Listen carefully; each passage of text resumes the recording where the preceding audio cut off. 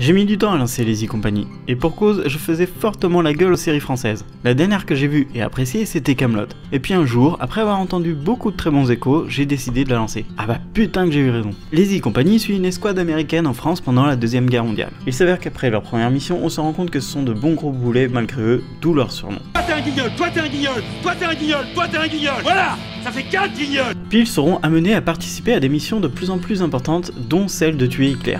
Vu comme ça ressemble à toute série sur la Seconde Guerre mondiale, sauf que dans les e-compagnies, on ne suit pas des faits vraiment historiques.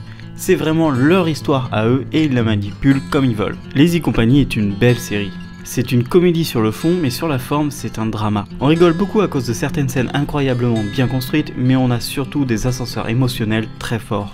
Pour moi, les e-compagnies, c'est LA série française qui a le plus de balls et de très loin.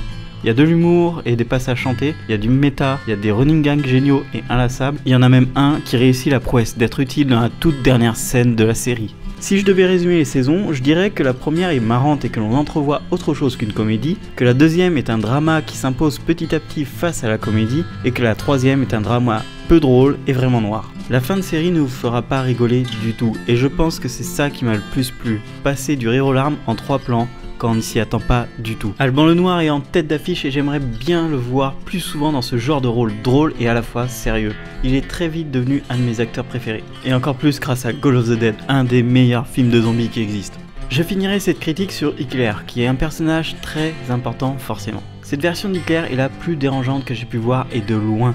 Pour faire le rapprochement avec un personnage de jeu vidéo, je dirais qu'il est semblable à Kefka de Final Fantasy VI. C'est un clown qui, à tout moment, à cause de ses humeurs, peut faire exploser le monde. Il a aucune empathie réelle, il est dans son monde, il peut être attachant et l'instant d'après, être sans pitié. Son charisme fait flipper et j'adore ce parti pris.